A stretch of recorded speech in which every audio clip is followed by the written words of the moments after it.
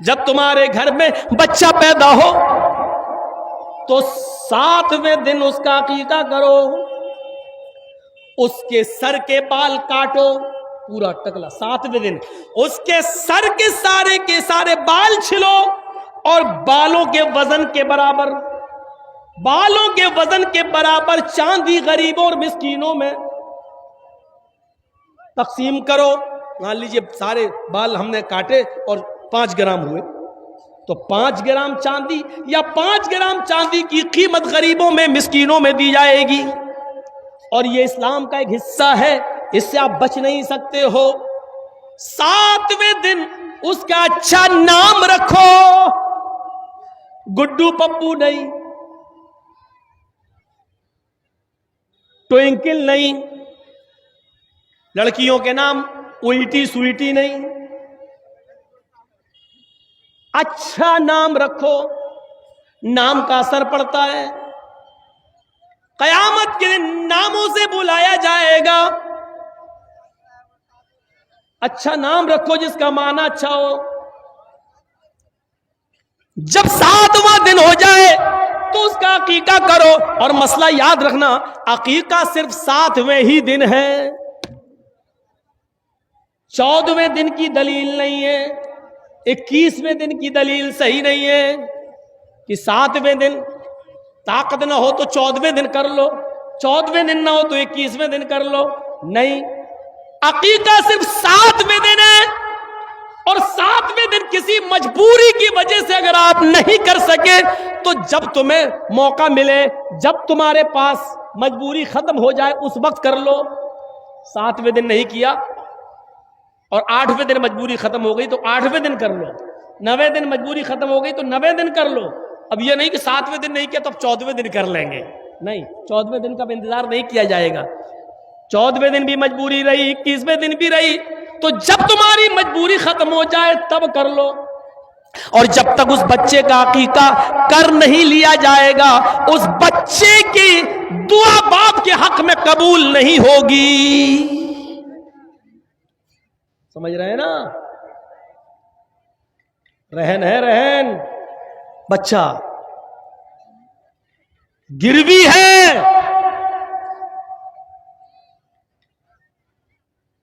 چاہے کتنی وہ بچہ دعا کرے باپ کے حق میں پھر قبول نہیں ہوگی، اگر عمدن قصدن جان بوجھ کر استطاعت کے باوجود آپ نے اس کا عقیقہ نہیں کیا تو یہ باپ کے اوپر ایک قرض ہے، جب تک وہ اس کو ادا نہیں کرے گا۔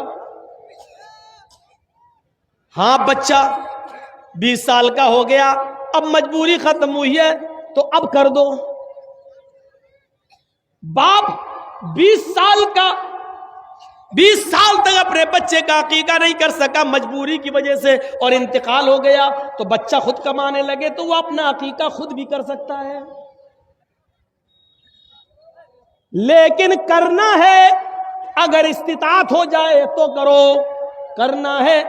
یاد رکھیے 7ویں دن عقیقہ کرے گا، جب بچہ پیدا ہو تو 7ویں دن عقیقہ کرو، 7ویں دن اس کا اچھا نام رکھو، اس کے سر کے سارے بال چھیل کر بالوں کے وزن کے برابر چاندی یا اس چاندی کی قیمت غریبوں اور مسکینوں میں تقسیم کرو۔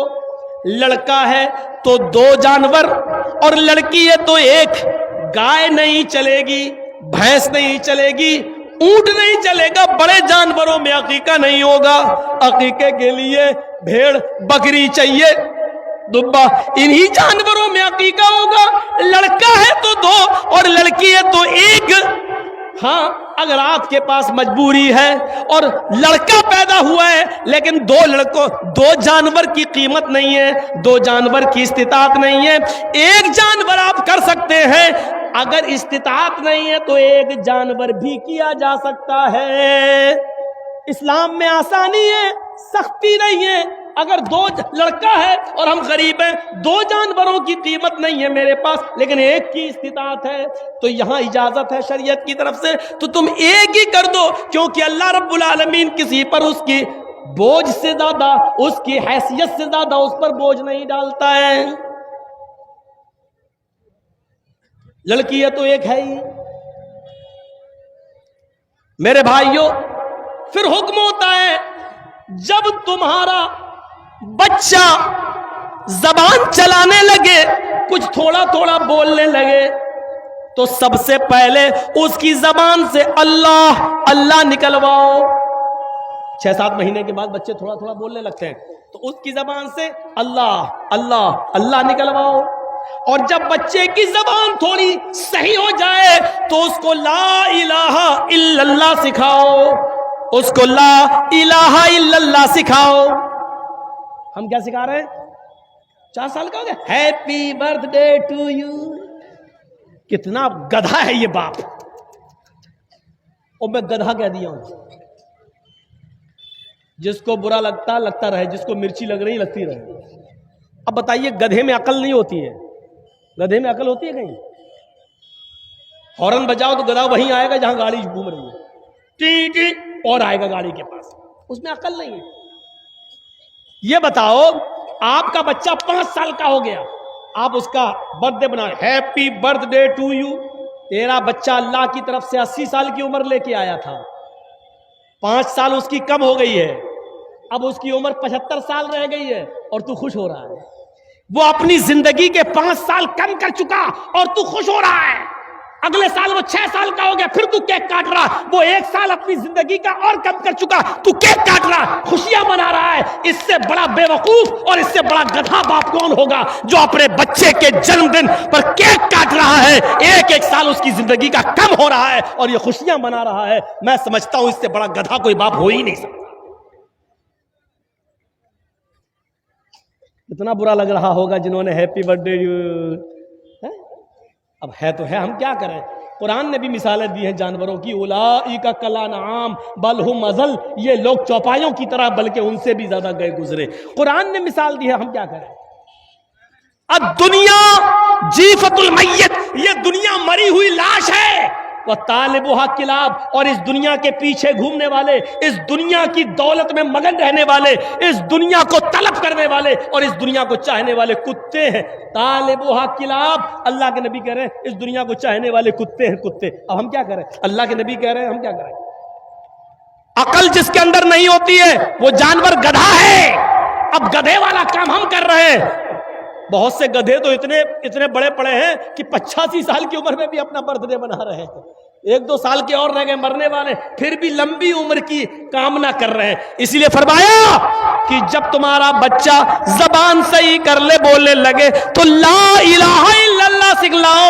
جیسے جیسے اس کی عمر بڑھ رہی ہے، عمل بھی ایسے ایسے بتاؤ کہ وہ جنت کے قریب بھی ہوتا جائے، جہنم کے قریب نہ ہو، جنت کے قریب جائے۔ اب حکم ہوتا ہے لا الہ الا اللہ سکھاؤ۔ اب حکم ہوتا ہے جب تمہارا بیٹا 7 سال کا ہو تو اس کو وضو کرنا سکھلاؤ، نماز پڑھنا سکھلاؤ، اپنے ساتھ اس کو انگلی پکڑ کے مسجد میں لے جاؤ، اس کو نماز کی عادت ڈلواؤ۔ کبھی پڑھے گا کبھی چھوڑے گا، کبھی پڑھے گا کبھی چھوڑے گا، کوئی بات نہیں، سختی بہت زیادہ نہیں کرنا ہے، لیکن لے کے جانا ہے، عادت ڈلوانا ہے۔ اب 3 سال تک یہ عادت ڈلواؤ، جب اس کی عمر 10 سال کی ہو جائے تو اب سختی کرو گے۔ جب وہ 10 سال کا ہو اور نماز نہ پڑھے تو پیٹ پیٹ کر، مار مار کر اس کو مسجد میں لے جاؤ۔ 10 سال کے بعد پھر نماز معاف نہیں ہے، 10 سال کا ہو جائے تو اس کو مسجد کی طرف لے جاؤ، اس کو مارو۔ 10 سال کا بیٹا نماز نہ پڑھے تو باپ مارے، 40 سال کا باپ نماز نہ پڑھے تو کون مارے؟ دادا تو مر گیا بیچارہ، وہ تو اس دنیا میں نہ رہا۔ یاد رکھو جو 40 سال کی عمر میں باپ نماز نہیں پڑھ رہا ہے تو اس کا 10 سال کا بیٹا کیسے نماز پڑھے گا؟ یہ اولاد کے ساتھ ہمارا اسلام کے ساتھ کنیکشن کیسا ہے؟ کیا پانی اور رنگ کی طرح ہے یا پانی اور پتھر کی طرح ہے؟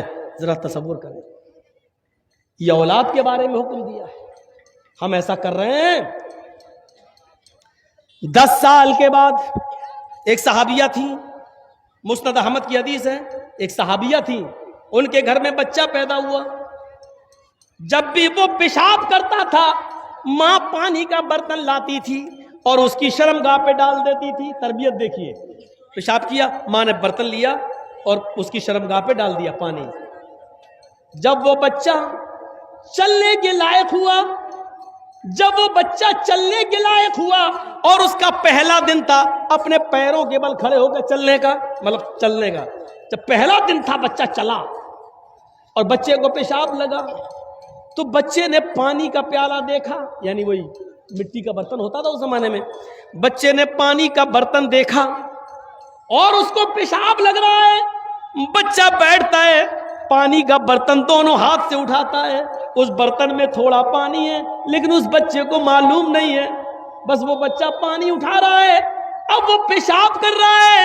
جب پیشاب کرتا ہے تو پانی لے کر وہ اپنی شرمگاہ پہ ڈال رہا ہے. اس کو ابھی یہ نہیں معلوم کہ یہ کیا ہے، استنجا ہے. اس سے پہلے ہمیں پانی کے ایک ایک قطرے کو نکالنا پڑے گا. اس کے بعد دائیں ہاتھ سے پانی کا برتن لے کر ہم بائیں ہاتھ سے اپنی شرمگاہ کو پکڑ کر اس کو دھوئیں گے. اس بچے کو یہ کچھ نہیں معلوم، اس کو صرف اتنا معلوم ہے کہ جب بھی میں پیشاب کرتا تھا میری ماں پانی ڈال دیتی تھی. اس بچے نے پانی کا پیالہ لیا، پیشاب زمین پر کیا اور پانی لے کر ایسے ہی ڈال رہا ہے جیسے اس کی ماں ڈالتی تھی. ماں اپنے بچے کے اس منظر کو دیکھ رہی ہے، ماں کی آنکھوں میں خوشی کے آنسو ہے. جب بچہ پیشاب کر کے پانی ڈال لیتا ہے کہتی ہے فزت برب الکعبہ، اللہ کی قسم میں کامیاب ہو گئی، اللہ کی قسم میں کامیاب ہو گئی.